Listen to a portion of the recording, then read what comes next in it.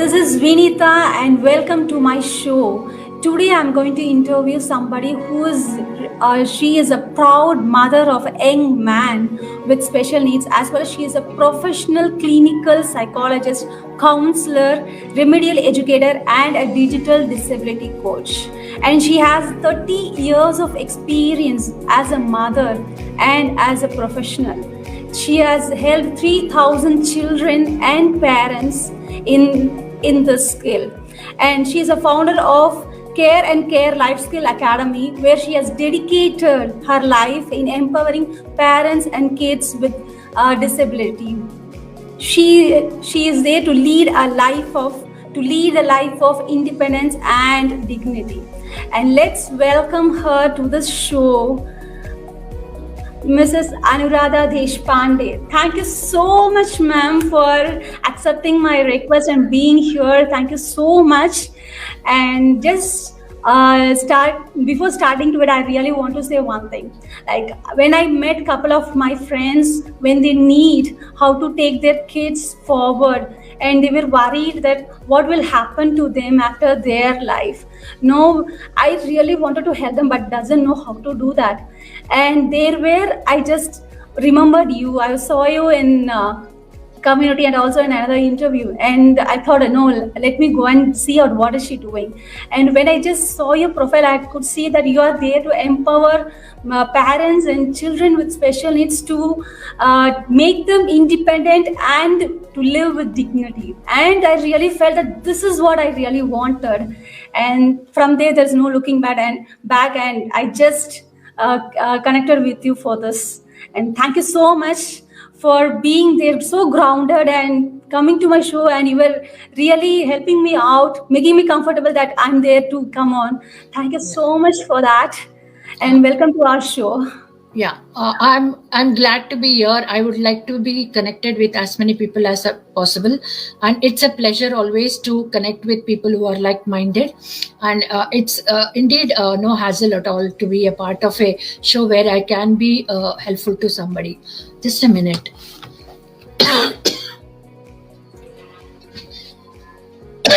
I just got little warm. So yeah, it is great to connect with parents and also professionals, and also with all those people who really want to make a difference in the lives of children and young adults and also adults who are experiencing any form of developmental disabilities. So it is indeed a pleasure to be in this platform, and I'm here for whatever time you need so that we can take this discussion further. Thank you so much, ma'am. And literally, personally, I know the distress of the parents, what they undergo, and I truly honor that. And from being a parent of that state of being distressed of what has happened, from there, how did you pull up yourself to the space where you have reached 3,000 families and children? I know it will be a journey of struggle, but then I truly want to know that, so that you inspire everyone over here who was there, including me. So please share your journey. Yeah, 31 years of journey. My son is 31 years old now. 31 years of journey was not a very smooth one. It was a roller coaster journey. It continues to be a roller coaster journey. And that is what is life, even for all of us, right? So the journey in this field started on a wet monsoon morning, when arrival of our son completed our family of a mom, dad, and a chirpy sister. But at that point of time, the information about disabilities was so low, absolutely dearth of information. Although he was diagnosed for Down syndrome, which is a very easily detectable kind of disability because of their special features, yet the attending pediatrician could not detect it. And on his 28th day, we had to take him to another pediatrician, very accomplished pediatrician. Even he didn't have anything much to say, but he said that something is different. Maybe he is a pseudo-Mongol. Pseudo-Mongol is a term which has not been used for several decades, but he used that word. That is the kind of lack of information. And then I had to go to a third expert to confirm. There she definitely confirmed it. But imagine the trauma, from the time that doubt is raised that something is wrong with your child, to a stage where there is a diagnosis made. But even when the diagnosis was made, it was a blow from the blue. It's something you are not expecting. None of the parents expect that. And then it was such a rude shock. As a parent, my mother, I couldn't take it. I thought that I should wake up from a bad dream, but it was not to be so. So what happened is, I just wept all day, and I thought something should change. But since nothing is going to change, me and my husband, we took my son's name is Aniket, so we took him close to our chest, and he's cried all night. And then finally we decided the crack of dawn that we had to do whatever comes. So many thoughts cross our mind, because there was nobody to guide us at that point of time. What is going to happen with our child? What is going to be his future? How are we going to bring him up? And all those thoughts. But at the end of it, we said that he is our child. Let us just accept him as he is, and let us find out ways for that. And then started our roller coaster journey. A simple task like feeding became such a big problem. But looking at him developing nicely gave us a lot of confidence that things will be happening for good. Then our pediatrician, we had to totally surrender to the pediatrician who confirmed the diagnosis, because there were nobody else to help. So the pediatrician suggested that and there were no internet at that point of time, or very few people specializing in all these things. So she suggested that we should go for some therapist. Therapists were unheard of at that point of time. So we had to go from pillar to post to find out therapist. Finally, when he was 2.5 years old, we got a speech therapist. She was the first one in entire place we were staying. She was the first one, and her first student was my son. Similarly, it happened with a special educator at the age of 4.5. But he had a long journey of therapy. But the therapist who worked with him for a very long time, she remarked that Aniket is her best student, because he had the ability to learn, adapt, and apply, that kind of thing. So once he learned something, he used to apply it. So his learning became very robust. Getting admission in a school was another big struggle, but since my daughter was already in that school, we somehow managed to get where there was a counselor attached to the thing. So when he was 10 years old, he wanted to be a part of a karate team, but other parents, objected to it. They said that he cannot be in the team. He wanted to be in the team because his sister was there. But that sensei stood up for him. He said that he's such a good boy, he's doing all the exercise. Why should you parents object to it? So then that gave us hope that people are there to help us out. And then what happened is, as a teenager, he was very much into computer games. He was so much like any other neurotypical peers that point of time, and he used to play computer games, and he used to get stuck at some level, strategy level, and he used to shout from there, "Mama, help me!" But I never could help him, because I was not that technique savvy or game savvy. But he will do it, trial and error. He will do it, and he will find out some solution after 3-4 days of struggling, and he will shout from there, "Ki, Mama, bingo! I found the thing," and I used to be happy for her. He had a regular schooling, and then he used to study very hard. He used to put so much of effort. From 7:30 to 11:30, he used to attend special education and other classes. From 11:30, he used to come home, take his food, lunch, and go to school, mainstream school, come back, homework, all those things is to manage. At some point of time, all this thing was taking so much stress on him. So at that, when he was in the 7th grade, I took him out of the school and I started home tutoring. He was a great fan of Hrithik Roshan, and he used to want all his films to get all the awards. But by the time he was 10 or 11 years old, he even had a plan to rescue Hrithik Roshan from, in the first movie, Kauna Pyare, from that underwater where he was stuck. According to him, he was stuck there, and later he realized that it is a story.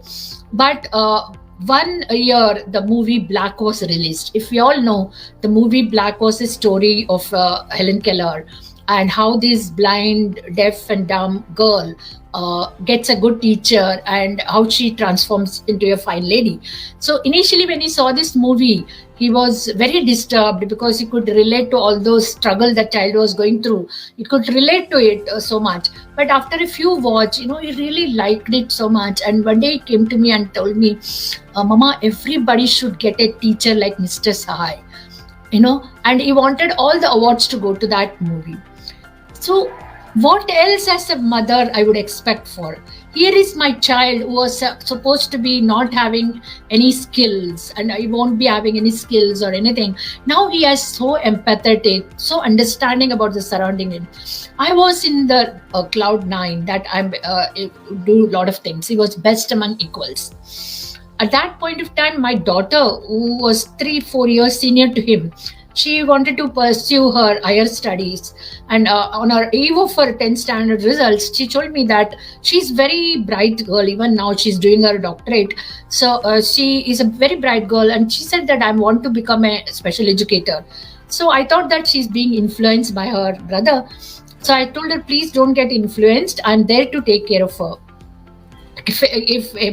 So she said that, yeah, definitely I'm influenced, Mama. Whatever he is today is because of all the whatever little professional help we got, and there is so much dearth of professionals in this field. So I want to become this thing. So although what she told me made a lot of sense to me, I tried to dissuade her, and I told her that there is so much burnout in this. Success doesn't come very easily. So she was like, it is okay, Mama, even if I can make a difference in a handful of children's life, all this burnout and everything is fine with me. So such wise words coming from a 15-year-old really changed my mind. For the first time, I looked beyond my son. So I quit my job and I educated myself to become a clinical psychologist, counselor, and also a remedial educator, so that I can give same kind of this thing to help others. But that was the intention when I started. But you know what happened, Vinitha?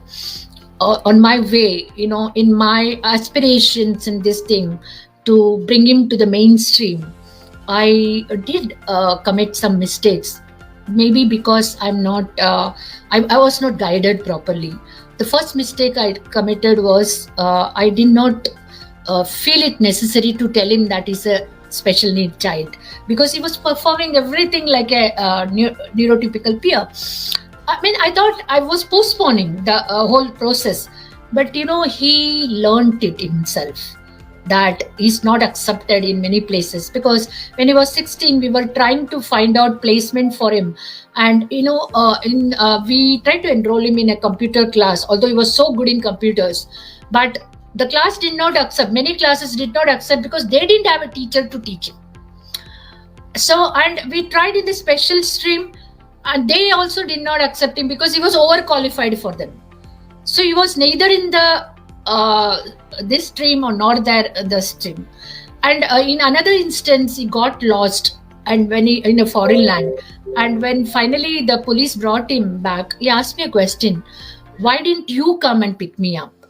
So I had taught him everything, but not to ask for help, because I was always there to help him. So these mistakes, this mistake had caused a lot, because he was very devastated to learn that he's not accepted in the society. He was very devastated that sometimes he has to make decision. So all those things, and that he had a very bad experience when he got lost for the second time in India. So those things, pulled him back so much. And he, from a high functioning fellow, he really fell down to an extent that again we had to build him up and bring him up to a level. I'm still working on that. So although there are today's life, there is so much information, but not proper direction to parents. Information is there. Everybody is publishing YouTube channels. They are all well-meaning people. They're publishing it very well. But It is not it's every child is unique and they need a separate kind of treatment. So that platform is what I'm here to provide, a very step by step holistic guide where parents will get much beyond what they get in occupational therapy, speech therapy, or behavior therapy, but it's an holistic way of helping parents. And I'm empowering parents because during the pandemic, due to lack of therapies, many parents were struggling to manage and cope with their children. So I am here to, that is how I am in this field, and I am here committed to help as many parents and as many children as possible.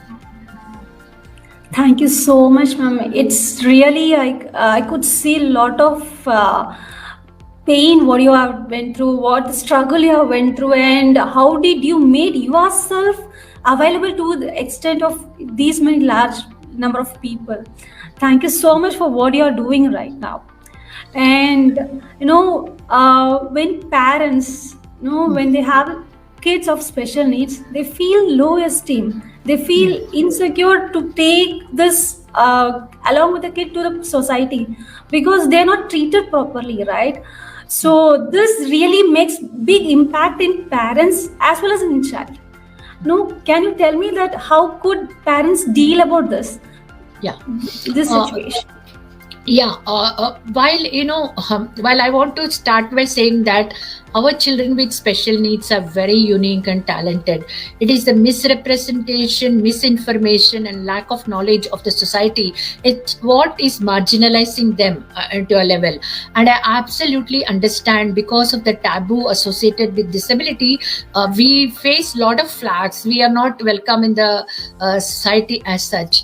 But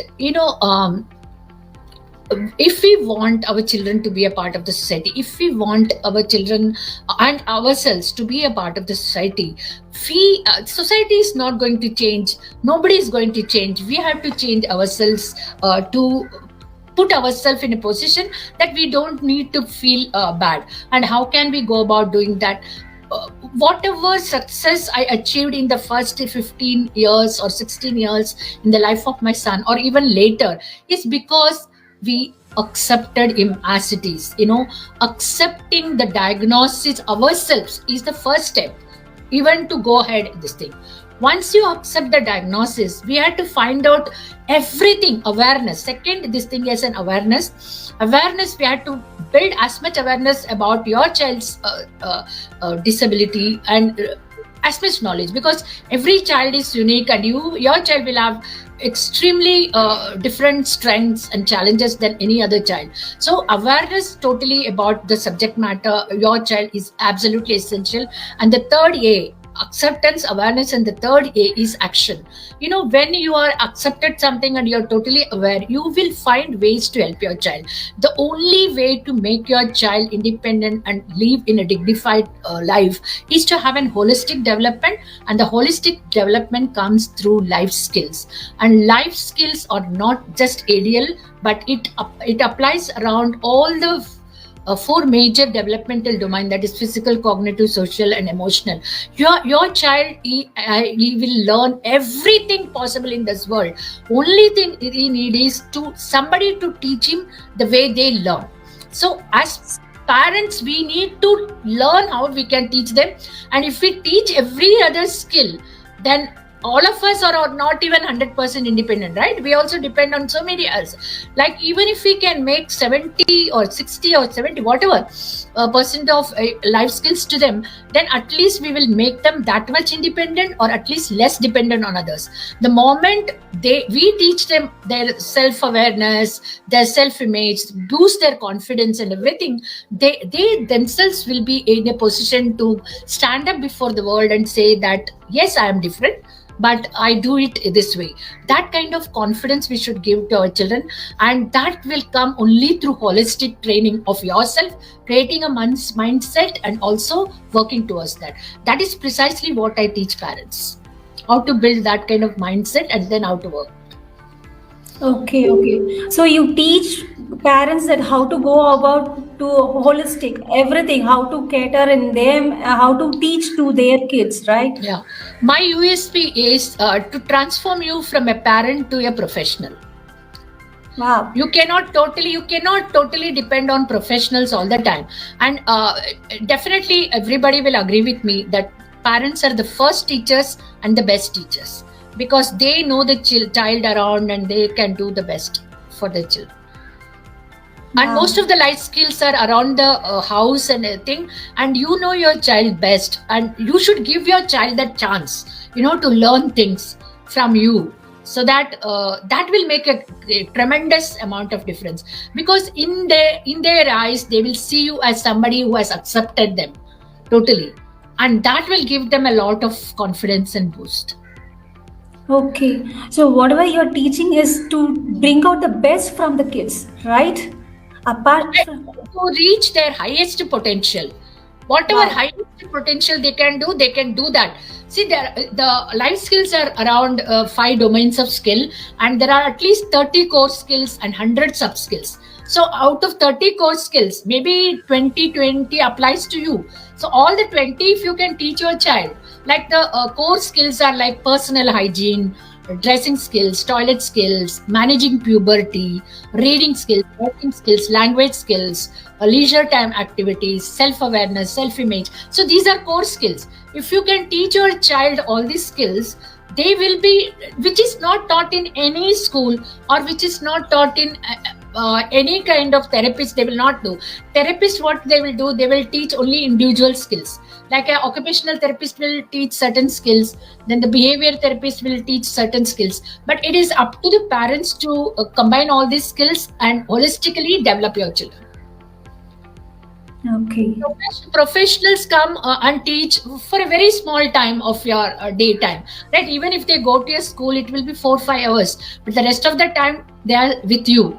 So all the skills learned in school, that has to be applied at home. If they if they learn to the pincer grip, they should be able to do certain activities like dressing skills, fine motor skills. If they learn at the occupational therapist, they should learn to dress at home. So how you can make use of the therapist in the best manner, and how you yourself can complement those therapists, that is what I teach. Thank you so much, ma'am. And one thing I have seen in parents that they really worry a lot that their kids are not able to read or write, and they feel insecurity that in future somebody can really they can betray them, right? So they know that kind of insecurities are there in them. So how to go about this, ma'am? See, all solution lies in life skill, because it's also a part which will teach you reading, writing, and all. And even before that, you made a sentence sometime during our talk, or even here, you made that the main concern of all parents of children with special need is what will happen to them when we are not around. Yeah. That is going to be this thing. Yes. That is precisely the reason that you have to make them independent. And how do you make them independent? You every skill, you said that their future is not secured because somebody can betray them. Even before betrayal of finance and other things, my first concern will be about their own safety. How safe are they in this world?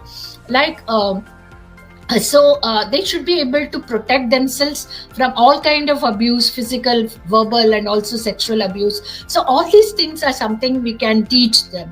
And reading, writing, for reading and writing and language development and math skill, you don't always have to go to your school and learn all those things.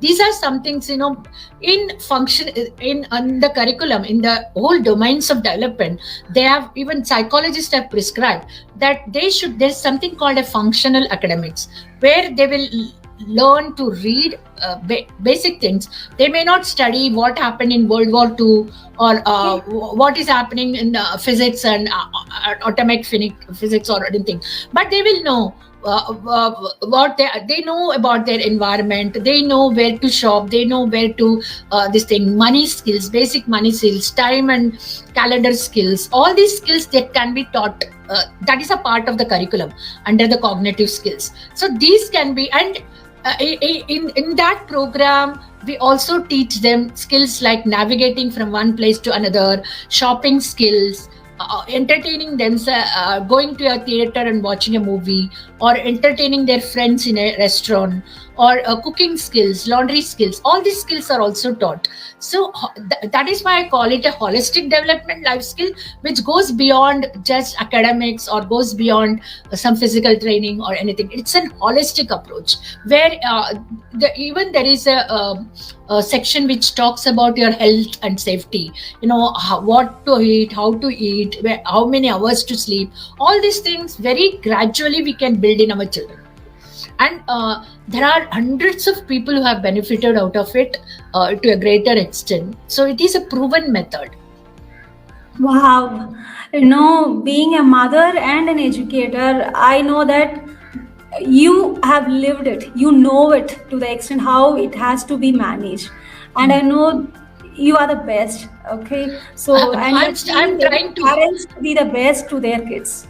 Yeah, I'm trying to be there, this thing doing, like they say that when you consider yourself to be best, then you stop learning. So I've got lot of things to still bring into life. And I constantly, when I discuss with people, I realize that I can include this, I include that. How can I more simplify things for parents? Because like I'm talking now, because I've gone through all those experience, and I somehow I felt that if we want to make a change in this world, you should not wait for the system to change. You should not wait for others to help us to change. We have to help ourselves to come out and make that change. So that is what is this thing. Yes. And I want to know one thing, like basic things, like what one should keep in mind to bring out the best in kid.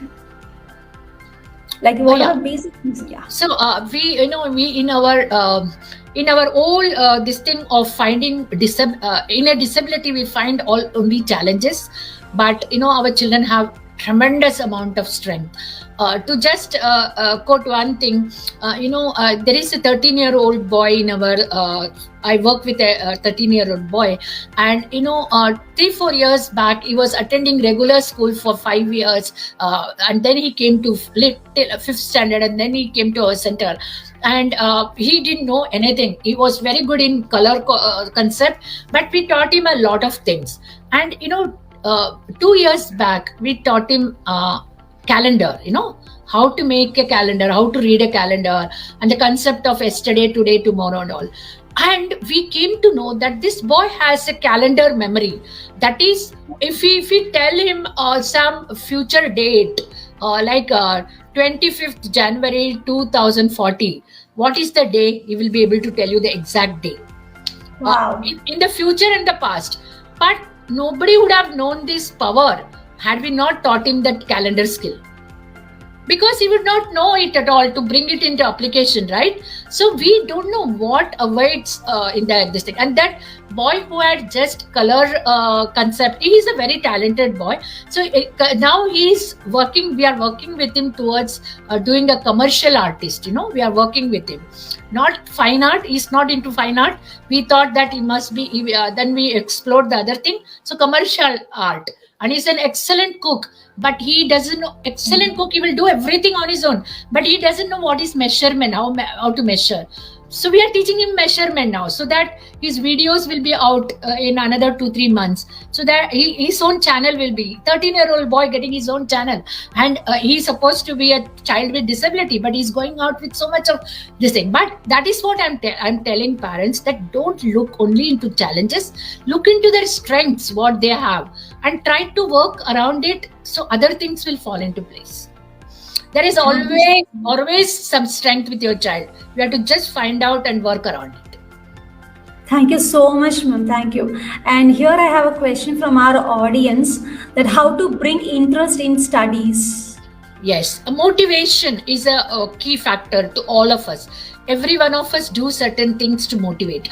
First, see, if you want to keep him interested in studies, first thing you have to find out whether he's capable of studying at that level of this thing. If he's in 5th standard, is he capable of studying the 5th standard lesson?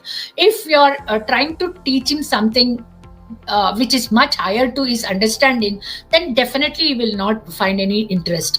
What if they will, when they will understand certain things, then they will decide whether they want to learn more about it or not. So first thing, you have to see that. And then to teach is also a very necessary skill, which is not taken in the mainstream school. You have to find out what kind of learner is your son or daughter, because are they visual learners, are they auditory learners, or are they tactile learners? Accordingly, see, if you show them instruction after instruction, they may not be an auditory learner, they maybe want many visual aids or hands-on method. So you should try, if you're trying to teach something like a plant life or something, you can hands-on show them how does a plant grow. So you have to find out what kind of learner is your child is, and then you have to modify it according to their capability, their understanding, and also their interest. They can build. And again, this is something is also taught in the curriculum. Wow. That is something we go into. So when I go into it, I go deep into it. Every problem that parent will face, they will find a solution in my course. Wow, thank you so much, ma'am. Thank you so much. Then I really want to know that how you just take parents on board and you teach them the skills how they can do with their kids, right? Yes. Vinitha, we have all learned about the golden triangle, right?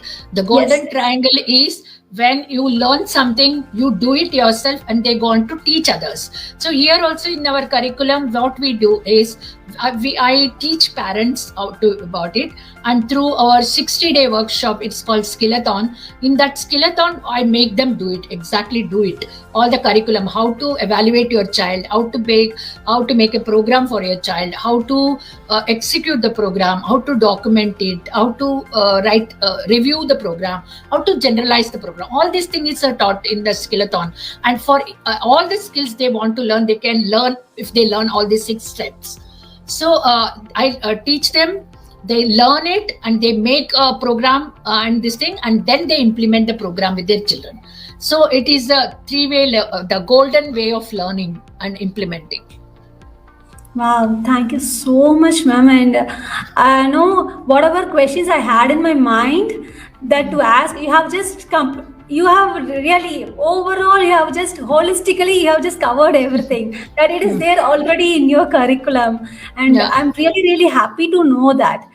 And I think the parents who here, they are getting much information value out of this time, and they are getting to know that there is a way, there is a method how they can take their child to the level that they really become a person who is independent, and also the person who can really have an influential, like they are living with dignity.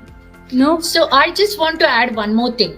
Although my curriculum is for children with disability, if any parent can take up that course, they will make their children 100% more independent than what they are already.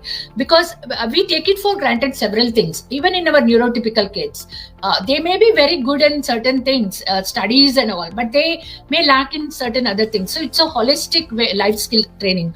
And I'm telling this with so much of confidence, because even WHO recommends 10 life skills to children of other, means everybody, citizens in the world. So if WHO and UN Council for Disability, they all recommend life skills. That is the way we have to go. So I'm 100% sure, whoever, even for neurotypical parents, all this skill will be really useful. Thank you so much. How many of us think about emotion, feeling, and also we go to a psychiatrist or psychologist only there is a problem when your child is deeply stressed, or you are deeply stressed, you get into depression or other things. But there is no need to it if you can go through the way they can express their emotion, feeling, and how to self-regulate their emotions and feeling. All these things, everything is there in the course. So it's a learning lesson for everybody can have it. So when I speak with the parents, what they say is, when they are emotionally or physically they are down, their kids are have the ability to understand that, and they are at once they go and take some water and give it to mother, and they are beside her to help her, and they could understand their mother, that she is like she's feeling down, she is worrying, like they can understand that, and they feel that my child is there to look out, they are able to understand all this. But then the thing is, they are not like other kids, like they are yeah, the lag, no, that So really if stressed me. so so if a person whom we consider as a person with disability, they can also understand the agony and this thing of your parents. But don't you think, as parents, we are well equipped with all the faculty, we should understand the agony and distress of our children? They are going through so many sensory disorders, they are going through so many communication problem, and if they are getting into behavior issue and other things, that is only because they are not in a position to explain to you that what I'm not able to understand. I'm not able to understand what you're teaching me, I'm not able to do what you're asking me to do, I want this, all these things they are not able to express it. And you know what, we as parents, we emphasize so much on speech. Rather we should be emphasizing on communication. There are so many non-verbal way of communication, like a picture exchange card, sign language, or gestures. We should be able to help our children to communicate more and more, rather than emphasizing on speech and language development and other thing. Once they start communicating, then you will know how to help them out. We otherwise will go on imposing all our ideas into them without knowing what they really want from us. Yes, and here again I have a question from our audience, ma'am. When Yeah. child is stubborn in his decision, what should we do? Yeah, stubborn in what kind of decision? If it depends on what age the child is. If the child is older, they would have formed older and functional, totally, they would have formed some ideas about themselves. Like if a small child is obstinate and stubborn, there would be a different reason for that, not able to do that.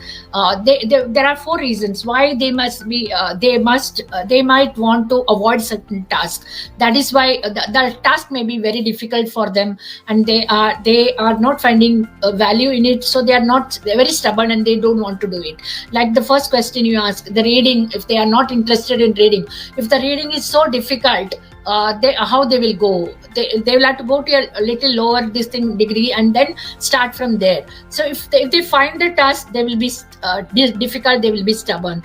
Or if they want something out of you, and if they are not getting it, so till they get that thing, they will be stubborn, because they know that if I'm stubborn, my mother or my father will ill to me. So they have learned it over a period of time. That is a behavior.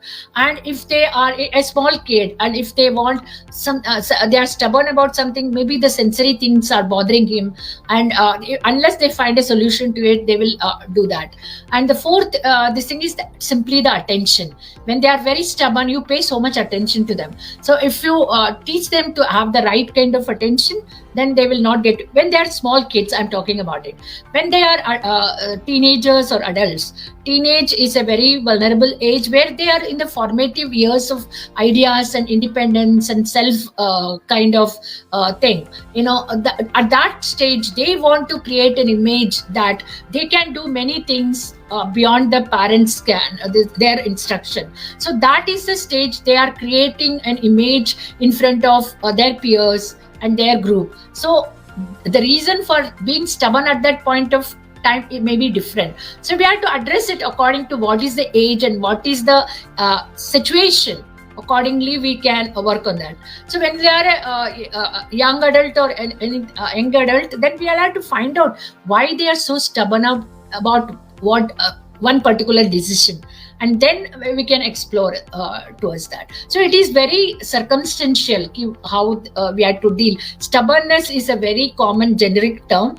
How they are how they are exhibiting their stubbornness and why they are exhibiting is something we can explore and then rectify it. Okay, thank you, ma'am. And one more thing, what I could learn from them is, the child is on their own, they are good, okay, but then when they are at school, all kids are cannot understand them, right? They start to poke with them, they start to make irritating them like that, and they start to react a lot. They start to beat them, like they become furious in that, right?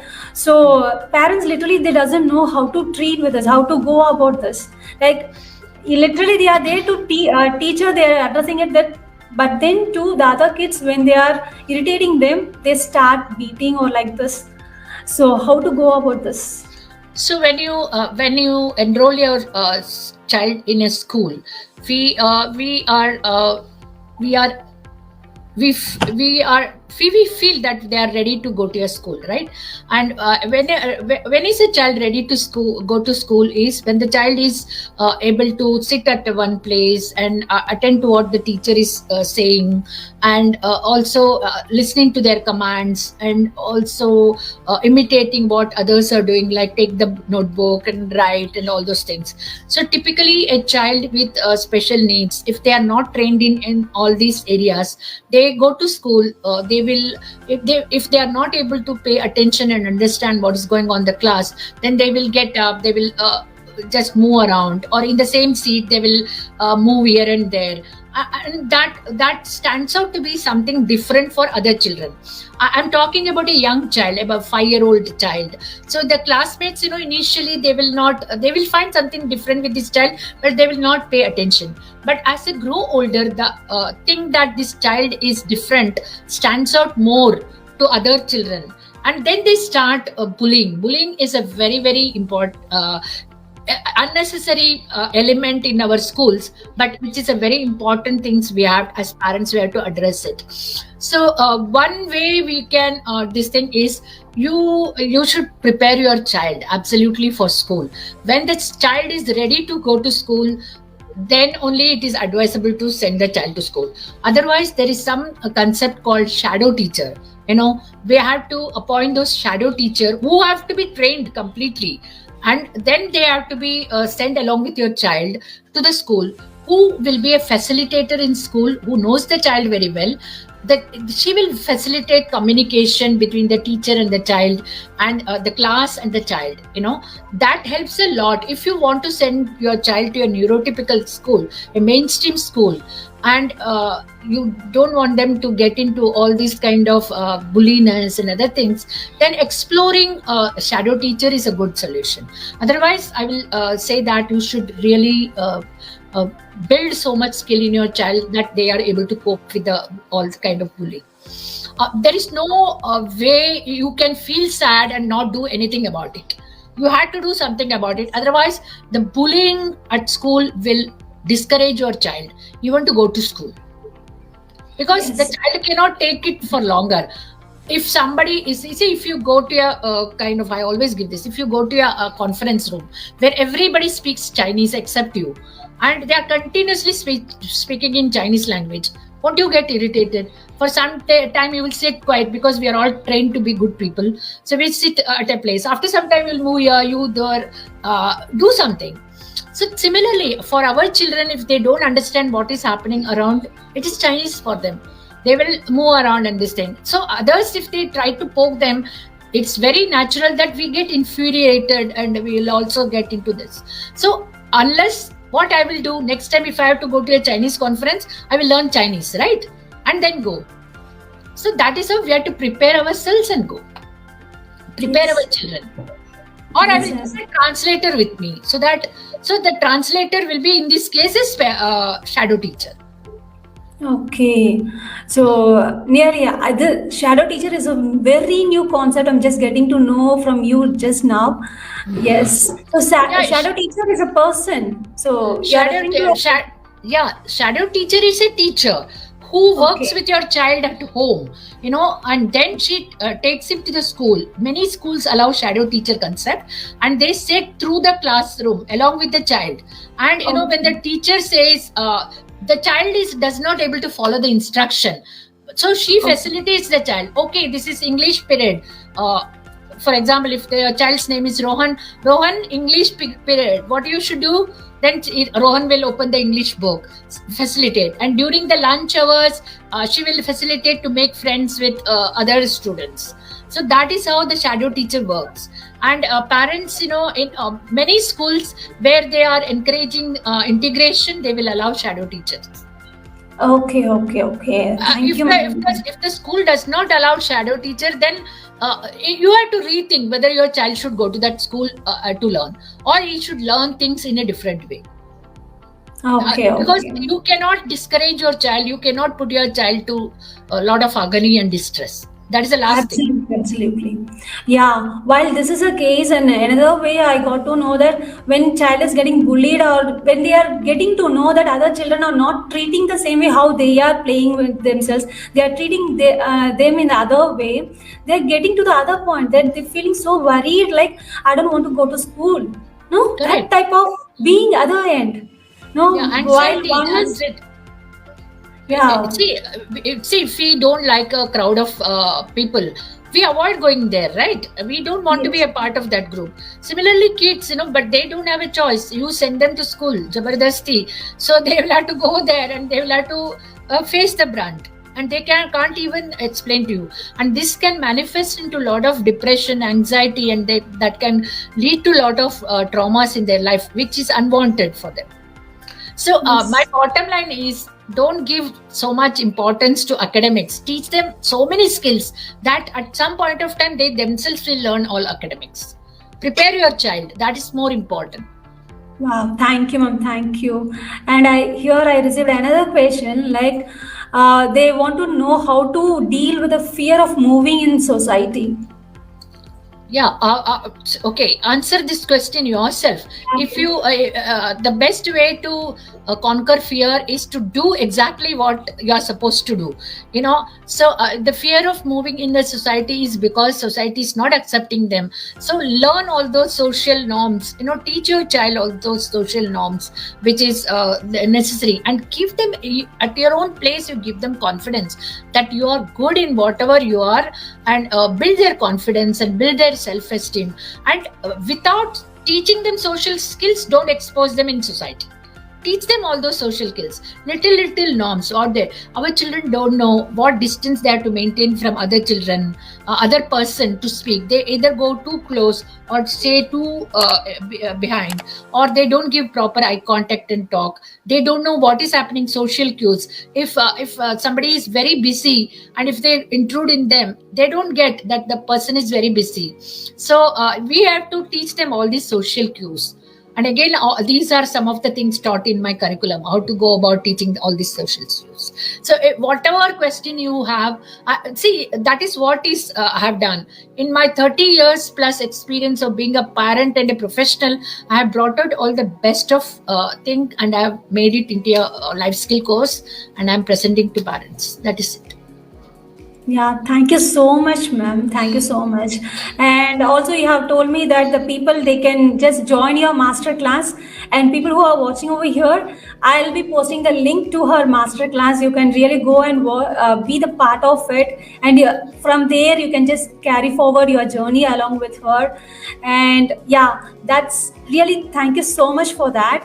And I want to know a quick one thing which you can share to these parents, like one thing what they can own in themselves, being a parent of kids with special needs. Can you tell a single thing which they can own? Say, if you want to own one single thing, I will say that unconditional acceptance of your child is one thing you have to hone it. If you want, because acceptance is the first step you take towards finding a solution to it. Had I not accepted Aniket that time, 30 years back, I would not be taking so much effort to make him come to a kind of level where, again, I'm building skills to him. It's a journey which I'm continuing. And I know acceptance is a very difficult process. You will say, nobody dreams of getting a child with special needs when they are born. So it is going to be something, a real root shock, as it was for me. But you have to come out of of it, and there is a process. Like, you will start blaming, you will start feeling why am that, and then there will be a lot of distress, then blaming game. It's a process, but the sooner you go to getting to the acceptance stage, you will be able to find solution to all your problems. So if at all, the first thing a special need mother or a father has to do is to have acceptance. Okay, the child is ours, let us now find out what we can do for the child. That is one thing absolutely essential for anybody, for any problem. Once you accept you have a problem, then you will find a solution to it. Wow. Thank you, ma'am. Thank you so much for being so patient. And I know that we have gone beyond the time what I have said you, but then you were there here exclusively for us, letting us know each and everything. Thank you so much for the presence and being here with us and giving the exclusive knowledge. And thank you so much for what you are. Yeah, it's totally my pleasure, and I'm ready to willing to help anybody who want to be helped, or what they need some help. They can definitely get in touch with me through that link you have said. And yeah, it has been a pleasure talking to you, Vinitha, and your audience. Thanks for giving me this opportunity to connect with them. Yeah, thank you so much, whoever has participated, being here, who are watching this live, and I know that your people who will be watching this in recorded also. Thank you so much. If you want this journey, if you want to share this journey or share this knowledge to somebody else, please do it, because I have seen parents, they are clueless in how to take this journey forward, how to make secure the journey for their kids. So please share this video. That's a humble request. Share this knowledge that there is somebody who is already have experience in this and doing things, so that they can literally cut short their journey and they can give their children what they really wanted. Yes. So just share this, and thank you so much for being a person from, I know the distress what the parent will undergo, but then you have just lifted yourself from there and being here as a lighthouse for many children and families here. Thank you so much for what you are. Truly honored, inspired from you. Thank you, ma'am, so much. Yeah, and yes. I'm absolutely sure that if I can do, everybody else can also do. So it is in them. All they have to do is to just decide, make a decision, make the right decision, and then make that decision right. That is a thing. You have to make the right decision first, and you should do everything to make that decision totally right. Yeah, Vinitha, it was a pleasure. Yeah. Thank you so much, ma'am. Thank you so much. And thank you for everyone over here. Thank you. Yes, we'll see you in another video with another interview. Thank you so much. Thank you, ma'am. Very much, yeah.